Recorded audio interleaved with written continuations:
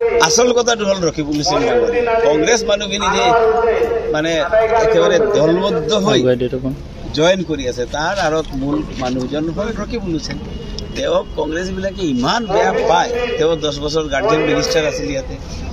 একো কাম কৰা নাই কৰাপশ্যনৰ বাহিৰত কেইবাটা দলাল সৃষ্টি কৰিছে ইয়াৰ বাহিৰত কোনো কংগ্ৰেছক পাত্তা দিয়া নাই কথা কোৱা নাই মানুহখিনিক জ্বলা-কলা দিছে তেওঁ ইয়াতে এটা ইনচুৰেঞ্চ দি আছে যে তেওঁ যদি সাংসদ নিৰ্বাচিত হয় তেতিয়াহ'লে ধুবুৰীৰ ৰাইজৰ নিৰাপত্তা দিব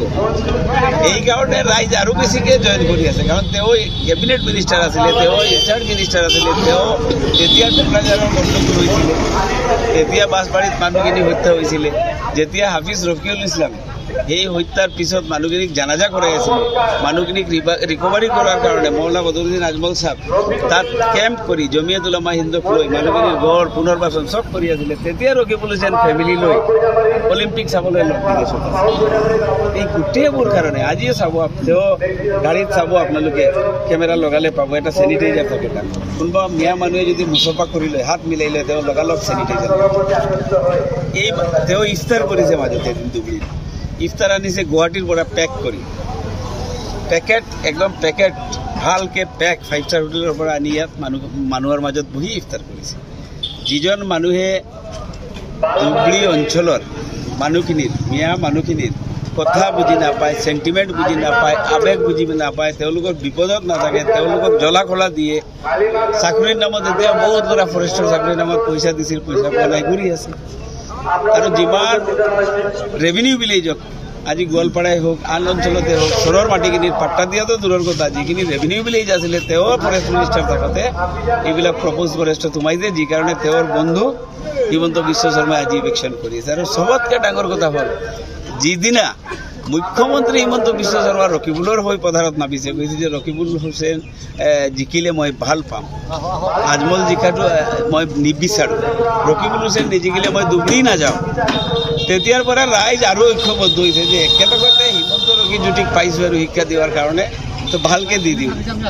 আপোনালোকে আচৰিত নহ'ব যদি ৰকিবুল হুছেইন ডাঙৰীয়া 2.5 লাখ ভোট পায় টোটেল ভোট তথাপি আচৰিত নহ'ব আপোনালোকৰ একালৰ নুৰুল আমিন চৌধুৰীয়ে যিটো কৈছে যে বেপাৰ কৰি আছে বাহিৰৰ পৰা পইচা আনে বিজেপি তেওঁৰ ওপৰত বহুত কেছ মামলা আছে কাৰণে আমি দলৰ পৰা খেদি দিছোঁ নুৰুল আমিন চৌধুৰী NGO কেলেংকাৰী বহুত আছে কাৰণে ইনকুৱাৰী ছাছপেণ্ড কৰিছে কটাক্ষ কৰিছে এই ৰকিবুল হুছেইনৰ লগত তেওঁৰ ভাল এতিয়া ৰকিবুল হুছেইন প্ৰত্যুত্তৰলৈ মানে ৰতনে ৰতন চিনি পায় নুৰুল আমিন চৌধুৰীৰ একেবাৰে উপযুক্ত টাই হ'ল ৰকিবুল হুছেইন প্ৰত্যুত্তৰ বদৰুদ্দিন আজমল সাহেবে কথাটো হাৰিব বুলি কোৱা নাই তেওঁ কি কৈছে যে গৌৰৱ গগৈ ডাঙৰীয়া মছজিদত নমাজ পঢ়িবলৈ কিয় গৈ আছে বিজেপিক ৰুধিব লগা হ'লে মন্দিৰত যাব লাগে বিজেপিক মাৰিব লাগে তেওঁ কিয় ইয়াত মছজিদত নমাজ পঢ়ি আছে তেতিয়াতো হিন্দু মানুহে খং কৰিব ভোট নিদিব আমি বিচাৰোঁ গৌৰৱ গগৈ জিকিব লাগে বিজেপিক ভাঙিব লাগে বিজেপিৰ বিৰুদ্ধে এটা ক্লিন ফেচ আমাৰ গৌৰৱ গগৈ ডাঙৰীয়া মইতো কেইবাবাৰ কৈ আছোঁ আমাৰ দলীয় কৰ্মীখিনিক কৈছোঁ যে গৌৰৱ গগৈক সহায় কৰক সংগতে আত্মজাতে কৈছে তেওঁ কিয় মছজিদত নমাজ পঢ়িব লাগে আমি আছোঁ নহয় আমি ভোটটো দিয়াই দিম হাৰিব লাগেতো বিজেপি তেওঁ নিজে হাৰিবলৈ কিয় গৈ আছে আজমল সাহেবে সেই কথাটো কৈছে হিন্দু মানুহে ভোট নিদিয়ে তেওঁক যেতিয়া তেওঁ মছজিদত গৈ নমাজ পঢ়িব তেওঁ হিন্দু মানুহ মন্দিৰত যাব লাগে হিন্দু এজেণ্ডা ল'ব লাগে সেইখিনিক মাত মাতিব লাগে মুছলমানৰ মাত মাতক কাম কৰক সেইটোলৈ আমাৰ আপত্তি সেইটো কৰিবই লাগে তেওঁ মুছলমানৰ মাতো নামাতে ইলেকশ্যনৰ আগত আহিলে এই যে ইভেণ্ট মেনেজমেণ্টৰ নিচিনা কি কয় এইটো আমাৰ আগতে যে ফেঞ্চি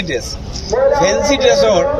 কাপোৰ পিন্ধি ঈদৰ নমাজত গ'লে মুছলমানে ভোট নিদিয়ে আৰু হিন্দু মানুহেও বেয়া পায় যে এতিয়া কিয় গৈ নমাজত ঈদৰ নমাজটো বেয়া কৰিলে মুছলমানে কৈ আছে কিয় নমাজত গৈ উজু টুজু নাই একো নাজানে গৈ নমাজত লাইনত থিয় হৈ নমাজটোৱে বেয়া কৰিছে কিন্তু আমাৰ মানুহখিনিয়েতো সন্মান কৰিছে লাইনত থিয় হ'বলৈ দিছে তেওঁৰ দৰকাৰ নাছিলে সেই কথাটো মিন কৰিছে যাব নেকি কেম্পেইনিং কৰিব যাব নালাগে আমাৰতো এলায়েন্স নাই কিন্তু ইয়াৰ পৰাতো আমাৰ দলৰ ফালৰ পৰা আহ্বান দিছোঁ গৌৰৱ গগৈ ভোট দিব বিজেপিয়ে কৈছে যে এইবাৰ মুছলমানৰ ভোট পাব বুলি বিজেপি নাই মুখ্যমন্ত্ৰী কি হ'ল তাত মিয়াৰ ভোট নালাগে